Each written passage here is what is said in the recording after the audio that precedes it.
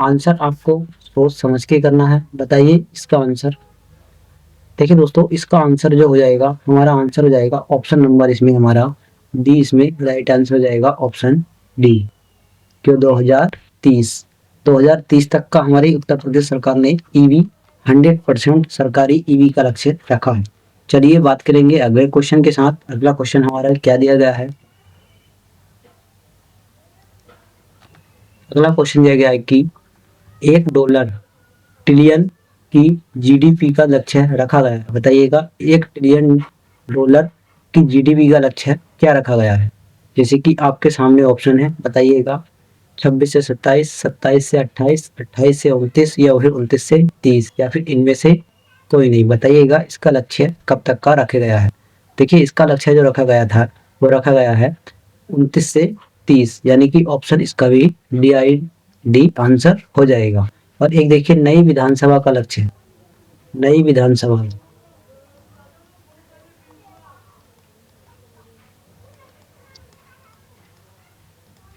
नई विधानसभा का लक्ष्य ये कब तक का रखा है? ये रखा है 2027। 2027। ये सारे क्वेश्चन करंट के चल रहे हैं, इनको विशेष के ध्यान से देखना। चलिए देखिए, जैसे कि दिया है कि उत्तर प्रदेश सरकार ने फाइलेरिया का खात्मा का लक्ष्य रखा गया है। यानी बताइएगा कि फाइलेरिया का खात्मा का लक्ष्य उत्तर प्रदेश सरकार ने कब तक का रखा है? जैसे कि दिया गया है कि 25, 26, 27, 28 या फिर इनमें से कोई नहीं। देखिए फाइलेरिया का खात्मा रखा गया है 2026। ऑप्शन बी इसमें राइट आंसर हो जाएगा 2026, जो इस समय चल रहा है 2026। और देखिए एक बात करते हैं कि देखिए एक है कि मथुरा का 0% कार्बन उत्सर्जन का लक्ष्य है। बताइएगा, देखिए मथुरा का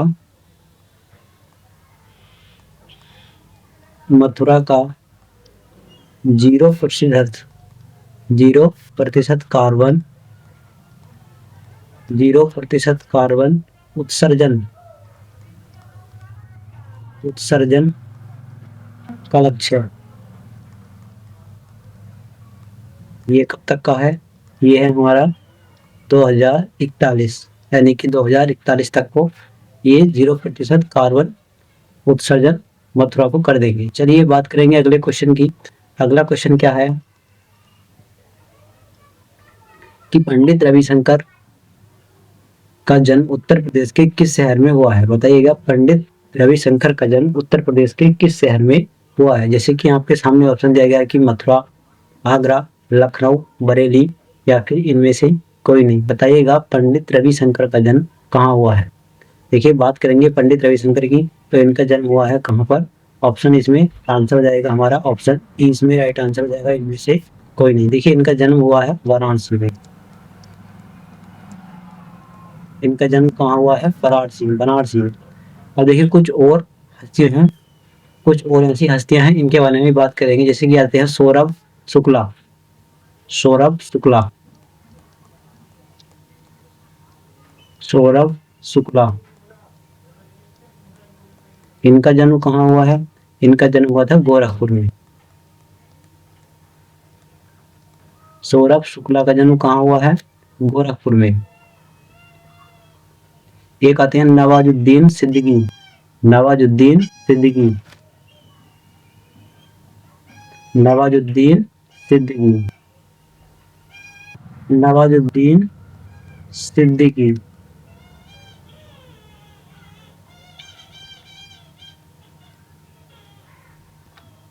नवाजुद्दीन सिद्दीकी का जन्म हुआ मुजफ्फरनगर।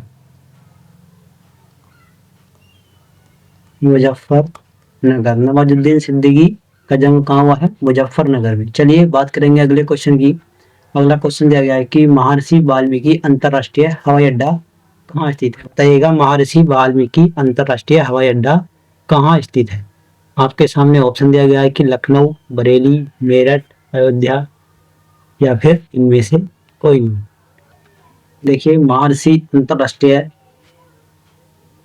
वाल्मीकि अंतरराष्ट्रीय हवाई अड्डा ये हमारा स्थित है अयोध्या। ऑप्शन इसमें राइट आंसर हो जाएगा हमारा डी। ऑप्शन डी इसमें राइट आंसर हो जाएगा चलिए बात करेंगे अगले क्वेश्चन की। अगला क्वेश्चन दिया गया हमारा कि लाल बहादुर शास्त्री अंतर्राष्ट्रीय हवाई अड्डा स्थित है। बताइएगा ये कहाँ पर स्थित है।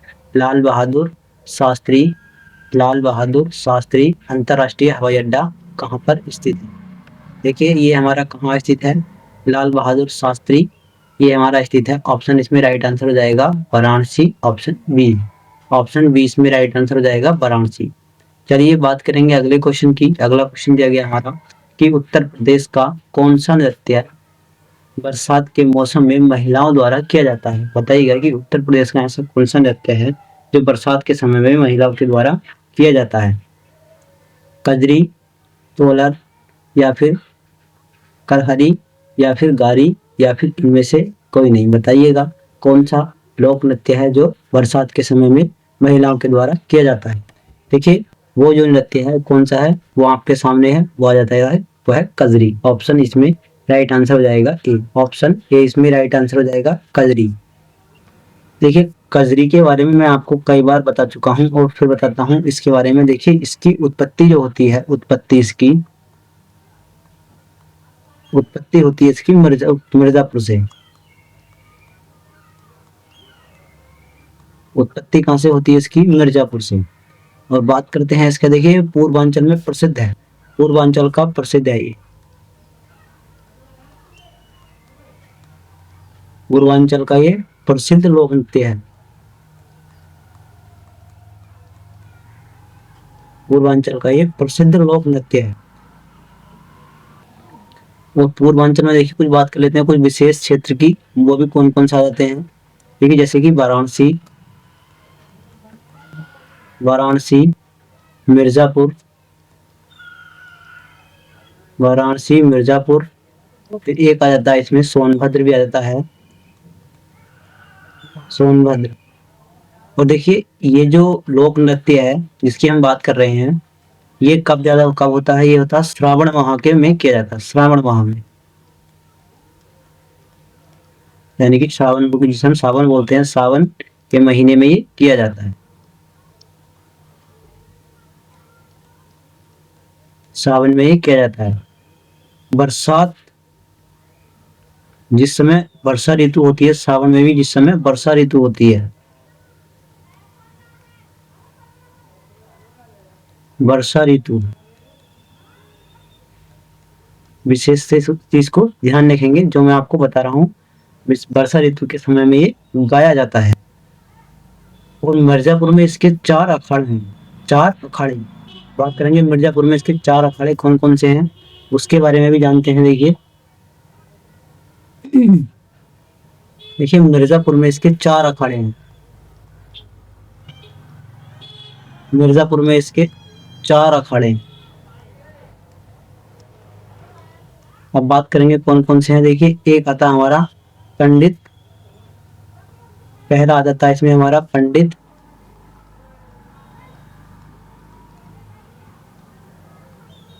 पंडित शिवदास मालवीय अखाड़ा, पंडित शिवदास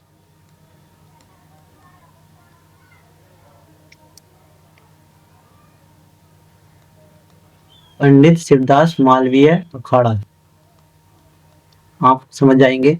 फिर इसके बाद एक आता है हमारा दूसरा, मैं आपको बता देता हूँ, दूसरा आता हमारा बेरागारी अखाड़ा, और तीसरा आता हमारा अखड़ अखाड़ा, और चौथा आता है इसमें हमारा जहांगीर अखाड़ा, चौथा आता है जहांगीर अखाड़ा।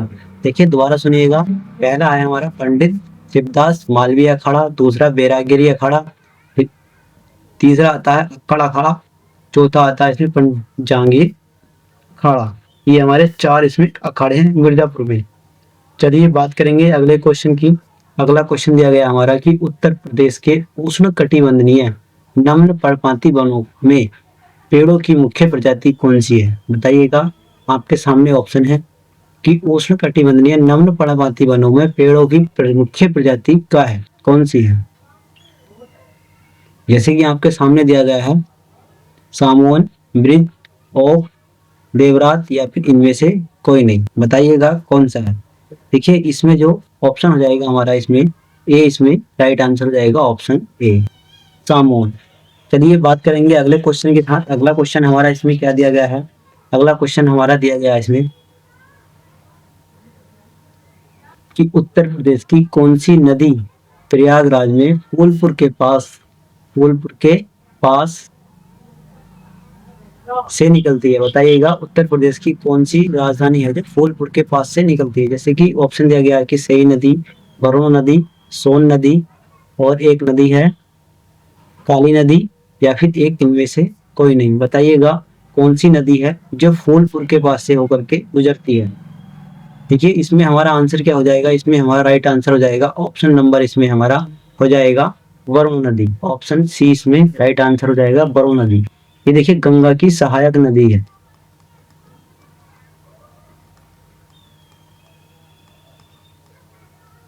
गंगा की सहायक नदी है ये। चलिए बात करेंगे अगले क्वेश्चन की। अगला क्वेश्चन क्या है? अगला क्वेश्चन दिया गया है इसमें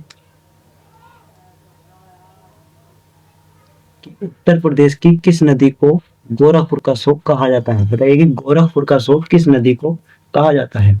ऑप्शन आपके सामने दिए गए हैं, बेतवा, यमुना, राप्ती, ताप्ती या फिर इनमें से कोई नहीं। गोरखपुर का शोक कहा जाता है, ये कहा जाता है राप्ती नदी को। ऑप्शन इसमें आंसर हो जाएगा हमारा सी। ऑप्शन सी इसमें राइट आंसर हो जाएगा राप्ती नदी को। चलिए अगला क्वेश्चन देखिएगा। अगला क्वेश्चन दिया गया कि उत्तर प्रदेश में दोआब क्षेत्र जिन उत्तर प्रदेश में, देखिए क्वेश्चन नंबर 11 दिया गया कि उत्तर प्रदेश में दोआब क्षेत्र किन दो नदियों के बीच की भूमि को कहा जाता है? बताएंगे किन दो नदियों भूमि को क्षेत्र को दोआब क्षेत्र कहते हैं? जैसे कि ऑप्शन दिया गंगा या घाघरा नदी को, या फिर गंगा व यमुना नदी के, या फिर गंगा राप्ती, गंगा काली, या फिर इनमें से कोई नहीं। बताएंगे किन दो नदियों के क्षेत्र को दोआब क्षेत्र कहा जाता है? देखिए इसमें हमारा आंसर हो जाएगा ऑप्शन नंबर इसमें गंगा व यमुना नदी। गंगा व यमुना नदी, ऑप्शन बी इसमें राइट आंसर हो जाएगा, ऑप्शन बी। देखिए बात करेंगे कुछ इसके बारे में भी। देखिए ये यूपी का सर्वाधिक उपजाऊ क्षेत्र होता है। ये यूपी का सर्वाधिक उपजाऊ क्षेत्र कौन सा है? दोआब क्षेत्र।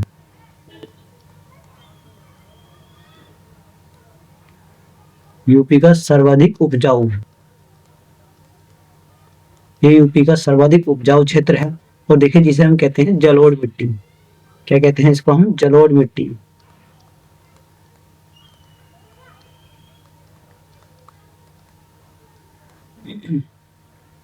ये जलोढ़ मिट्टी। और ये देखिए अधिकतर इसका क्षेत्र की बात कर लेते हैं। जो कन्नौज है, कन्नौज के जो आसपास का क्षेत्र है, कन्नौज के आसपास का क्षेत्र, आसपास का क्षेत्र, यही क्षेत्र में आता है दोआब क्षेत्र में। चलिए बात करेंगे अगले क्वेश्चन के साथ। अगला क्वेश्चन हमारा क्या दिया गया है कि उत्तर प्रदेश राज्य विद्युत उत्पादन निगम लिमिटेड UPRVUIVL का गठन किस वर्ष किया गया था? बताइएगा किस वर्ष इसका गठन किया गया था? क्योंकि आपके सामने ऑप्शन दिया गया है, बताइएगा इसका गठन कब किया गया था?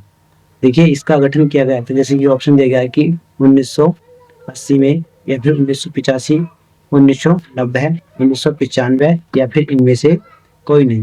देखिए इसका जो गठन किया गया था वो किया गया था 1980 में। ऑप्शन नंबर इसमें ए राइट आंसर हो जाएगा 1980 में। देखिए ये कब किया गया था? ये किया गया था, इसकी पूरी डेट हो जाएगी 25 अगस्त 25 अगस्त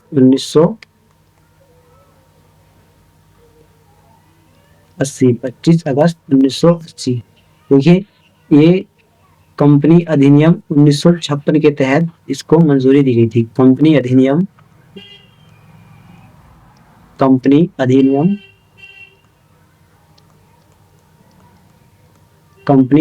के तहत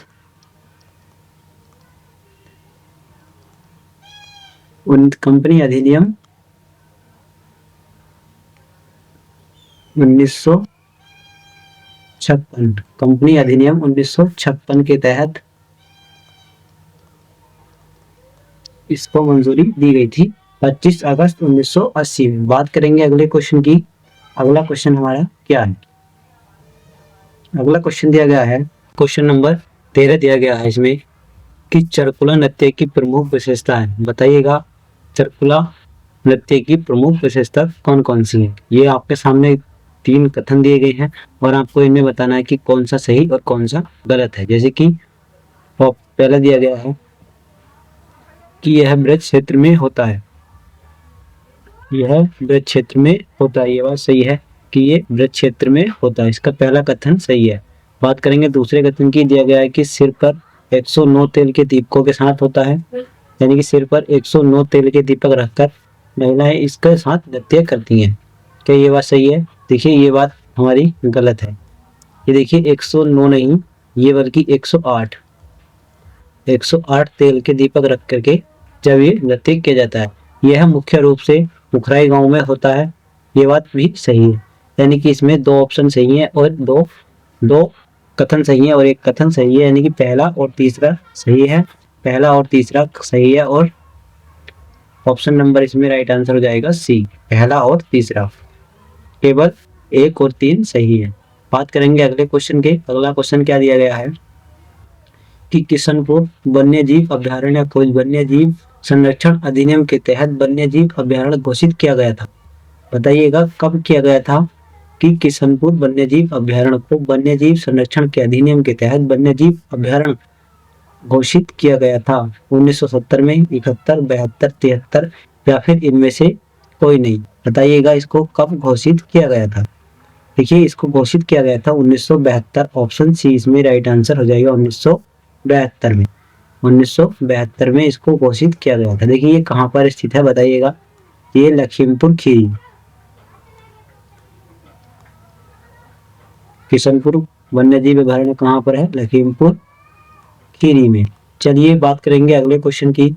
अगला क्वेश्चन हमारा क्या दिया गया है इसमें, अगला क्वेश्चन दिया गया है कि उत्तर प्रदेश में महिलाओं द्वारा परिवार में बच्चों के जन्म का एक शुभ क्षण के रूप में मनाने के लिए गाया गया प्रस्तुत किया जाता है, बताइएगा कि इसमें कौन सा वो गीत है जो बच्चे के जन्म के समय गाया जाता है। जैसे कि दिया गया इसमें कजरी या फिर चेता, सोहर या फिर होरी या फिर इनमें से कोई नहीं, बताइएगा वो कौन सा लोकगीत है जो बच्चे के जन्म के समय गाया जाता है। देखिए बच्चे के जन्म के समय जो गाया जाता है वो गाया जाता है, इसमें ऑप्शन हो जाएगा इसमें सी, इसमें राइट आंसर हो जाएगा सोहर। कौन सा गाया जाता है, सोहर। देखिए बात कर लेते हैं चैता, या इसको कहते हैं चैती, चैता या चैती, चेता या चैती। देखिए इसकी बात करते हैं, ये पूर्वांचल में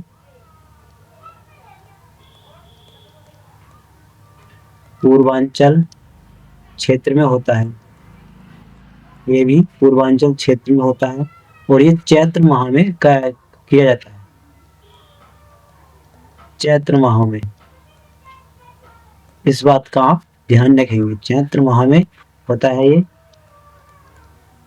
और देखिए एक होता है बिरहा, एक बिरहा होता है बिरहा, ये भी पूर्वांचल में ही होता है, ये भी पूर्वांचल क्षेत्र में ही होता है। और देखिए ये भोजपुरी,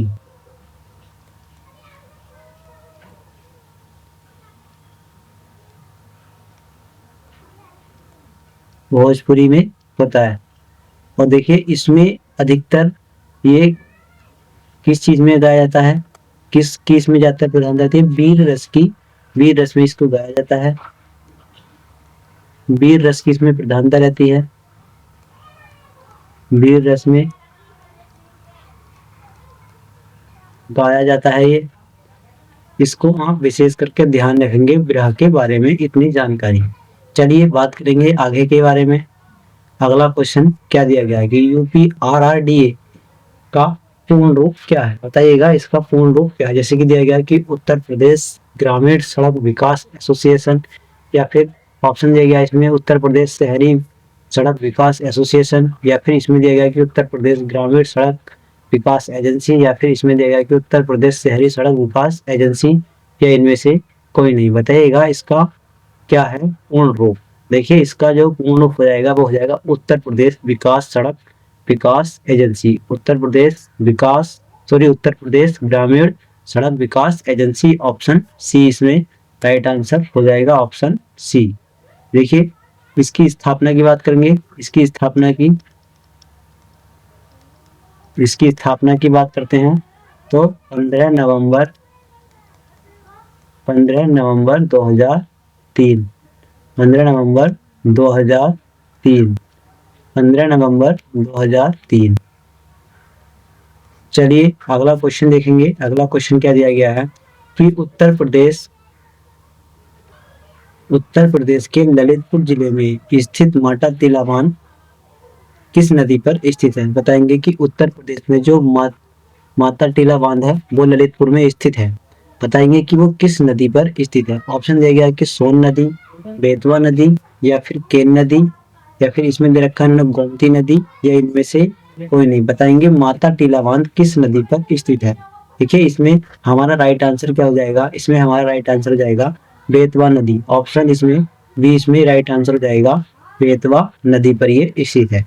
चलिए बात करेंगे अगले क्वेश्चन के साथ। अगला क्वेश्चन क्या दिया गया है कि उत्तर प्रदेश के किस जिले में रामनगरिया मेला आयोजित किया जाता है। बताएंगे कि रामनगरिया मेला किस जिले में आयोजित किया जाता है। जैसे कि दिया गया कि आगरा, फर्रुखाबाद या फिर उन्नाव, कन्नौज या इनमें से कोई नहीं। देखिए रामनगरिया मेला आयोजित किया जाता है, इसमें राइट आंसर हो जाएगा हमारा फर्रुखाबाद, ऑप्शन बी इसमें राइट आंसर हो जाएगा फर्रुखाबाद। ऐसे ही कुछ और बात कर लेते हैं, जैसे कि ताज महोत्सव। ताज महोत्सव ये कहाँ होता है, आगरा में। ताज महोत्सव आगरा। एक आता बटेश्वर मेला आगरा। राम बारात मेला कहाँ होता है, राम बारात मेला या उत्सव ये हमारा आगरा में। एक आता हमारा कैलाश मेला, ये भी हमारा कहाँ, आगरा में। या फिर सुरहकुल उत्सव ये कहाँ होता है, ये भी हमारा आगरा में ही होता है। चलिए बात करेंगे अगले क्वेश्चन की। अगला क्वेश्चन क्या है कि निम्नलिखित में से झंझरी मस्जिद किस शहर में स्थित है। बताइएगा झंझरी मस्जिद किस शहर में स्थित है। आगरा, जौनपुर, प्रयागराज, फतेहपुर सीकरी या फिर इनमें से कोई नहीं। देखिए झंझरी मस्जिद कहाँ स्थित है, ये हमारी ऑप्शन इसमें राइट आंसर हो जाएगा बी, जौनपुर में। ये कहाँ पर स्थित है, जौनपुर में ये स्थित है। ऐसे ही कुछ एक आ जाते हैं झंझरी मस्जिद, एक आता लाल दरवाजा। लाल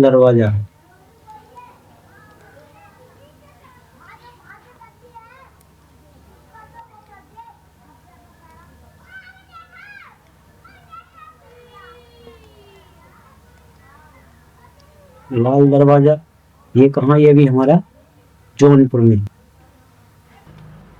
अगला क्वेश्चन दिया गया कि आज का हमारा लास्ट क्वेश्चन है 20 कि निम्नलिखित में से घाटमपुर ताप विद्युत परियोजना किस शहर में स्थित है। आपको बताना है कि घाटमपुर ताप विद्युत परियोजना किस शहर में स्थित है। जैसे कि दिया गया ऑप्शन सोनभद्र। अगला ऑप्शन दिया गया है इसमें हमारा अलीगढ़, कानपुर, रायबरेली या फिर इनमें से कोई नहीं। आपको बताना है कि घाटमपुर ताप विद्युत परियोजना किस शहर में स्थित है।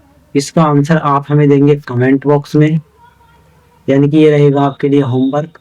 और आपको बताना है कि आपके 20 क्वेश्चन में से कितने क्वेश्चन सही गए हैं, इसका भी आंसर आप हमें कमेंट करके जरूर बताएंगे। और देखिए दोस्तों आपको हमारा प्रैक्टिस सेट कैसा लगा ये भी आप जरूर बताएं। और आपको अच्छा लगे तो प्लीज लाइक, शेयर, कमेंट जरूर किया करें और अपने दोस्तों को भी शेयर जरूर करें। अगर आप हमारे चैनल पर नए हैं तो चैनल को भी जरूर सब्सक्राइब करें। मिलते हैं फिर से अपने नेक्स्ट प्रैक्टिस सेट के साथ, तब तक के लिए राधे राधे।